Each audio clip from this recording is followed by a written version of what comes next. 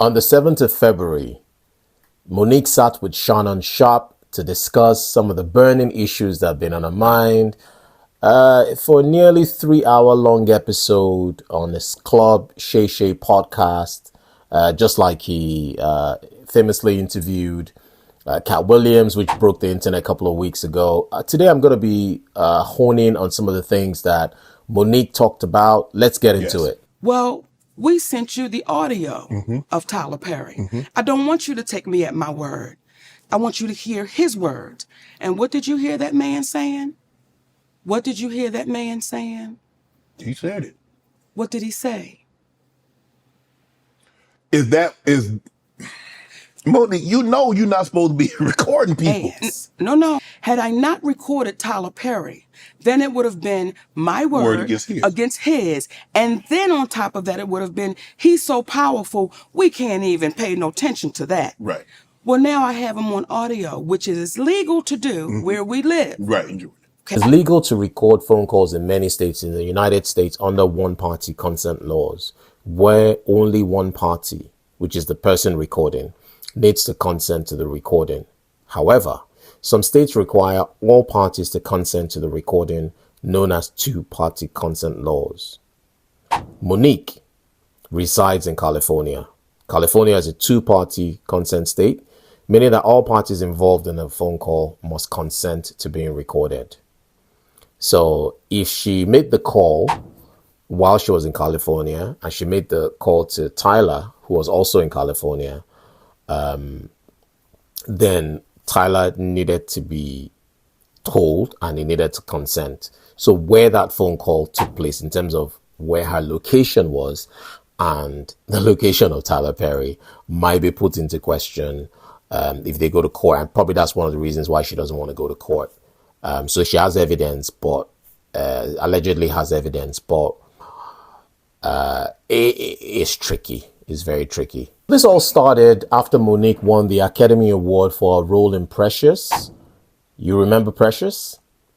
The actress says she was blackballed in the industry, and she claims that she was not being treated fairly and was unfairly labeled as being difficult to work with. This is after she refused to do press for the movie at the Cannes Festival without pay. Then Felita called me back and say, baby girl, they said you're too difficult to work with.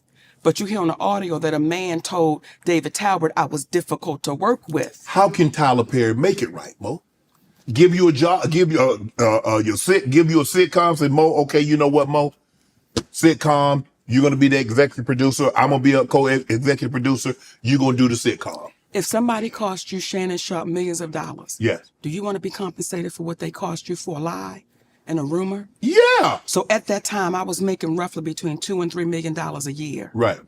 I sat in that for over a decade, like 12 years. Right. By my calculation, that's about $45 million she's requesting from Tyler Perry.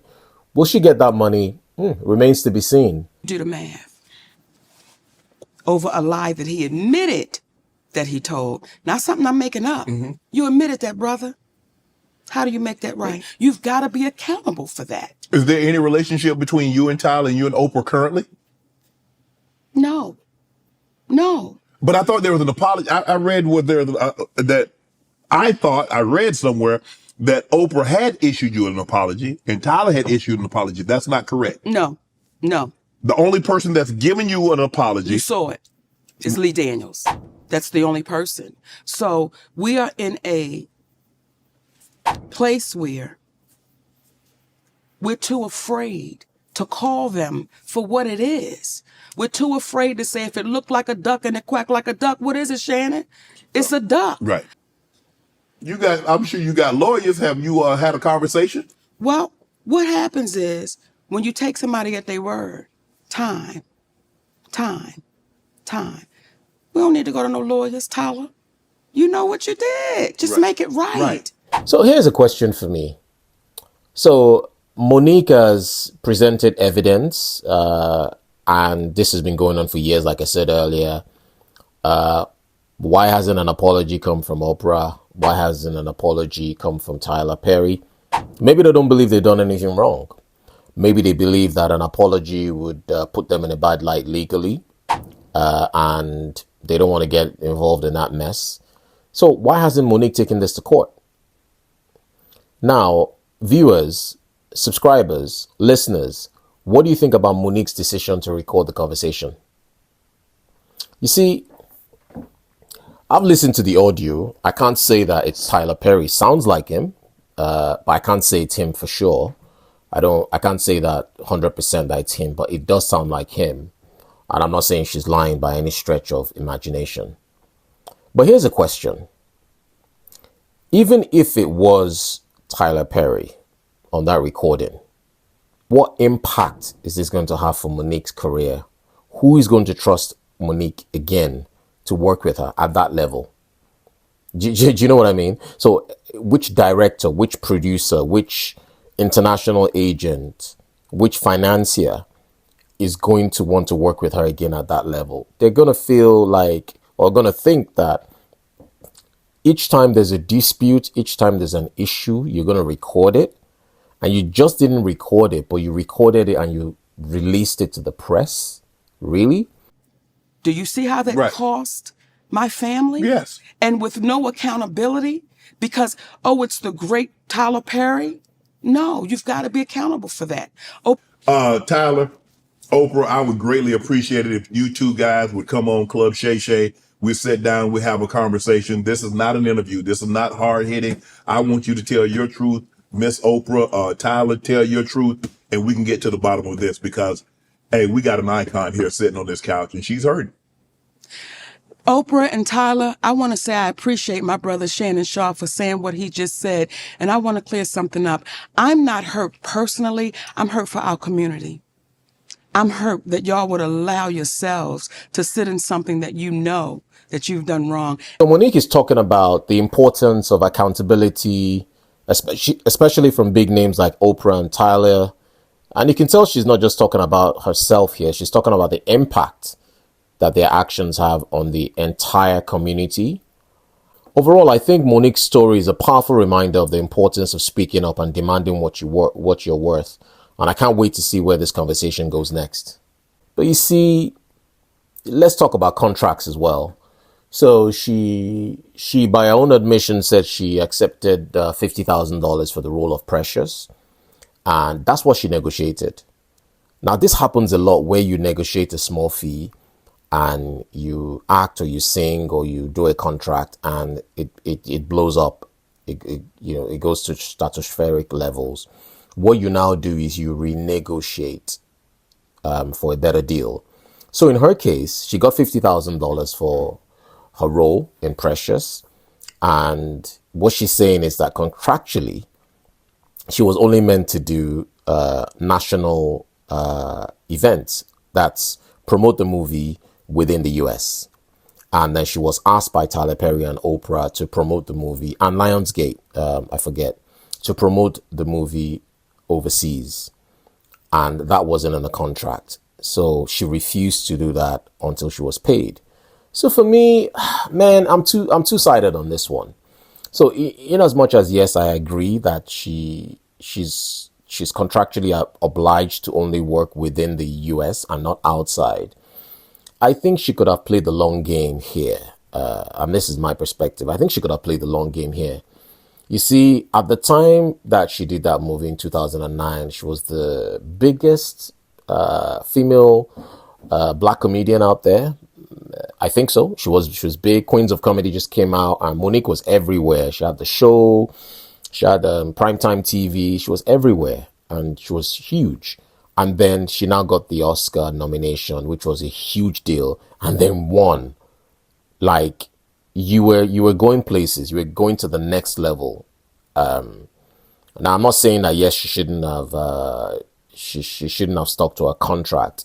But what I'm saying is, looking at this again, could you not have said, okay, let's renegotiate, right? Let's do an addendum to the contract. I'll do the contractual, non-contractual stuff for the movie. The movie's doing so well, and let's ride on the wave of the momentum. She'll get other deals. You know what I mean? She'll get other deals. She'll get other people reaching out to her agent, and we saw you in Precious. You were fantastic. We want you. We have this new script. So she would have gotten work. She would have gotten work.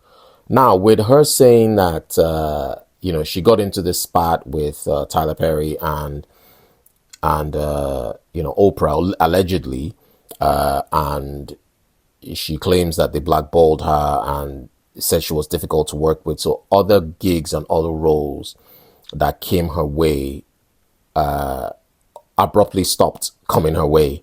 So it seemed like there were initial talks, and then because they heard from the grapevine that she was difficult to work with, then they stopped the conversations and the communications. And this happens not just in Hollywood, but in pretty much every phase of life when you have powerful figures at the helm of affairs, or you've offended them, or you're perceived to have offended them in one shape or another. So I'm just saying,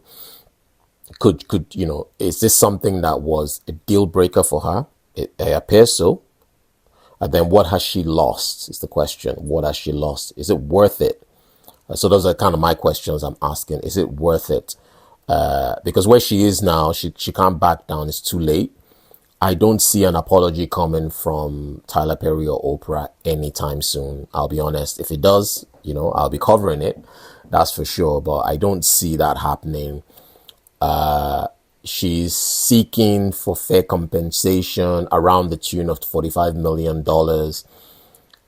People will not just give you that kind of money, even if they're worth $30 billion. It doesn't happen. And she's not going to court.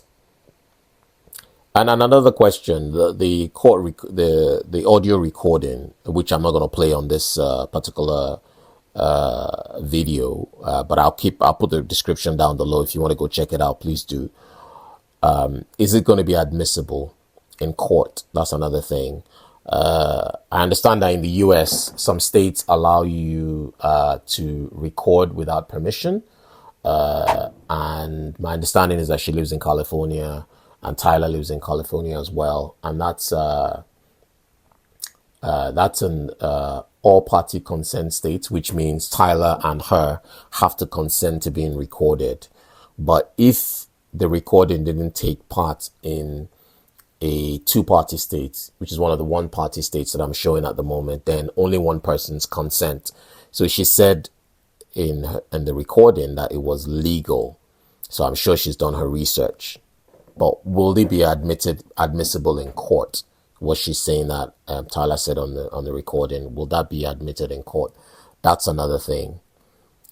So all in all, I'd like to hear your views on this. So just to conclude, I don't like it when people just drag stuff online, personal stuff, private stuff, business stuff online, and it just drags. You would expect there to be some kind of mediation for people to get involved and say, okay, let's sort this out. But it seems both parties are being, I don't want to use the word stubborn, but they're sticking to their principles of what they feel is fair and what is right.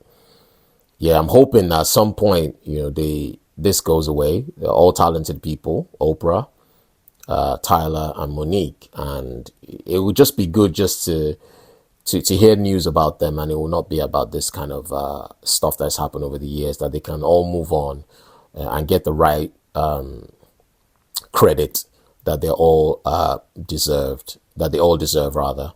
And on that, I'll see you on the next one. If you're new to my channel and you've not subscribed, what are you waiting for? Subscribe to my content, subscribe to my channel, share this video, like this video, comment down below. See you in the next one. Boom.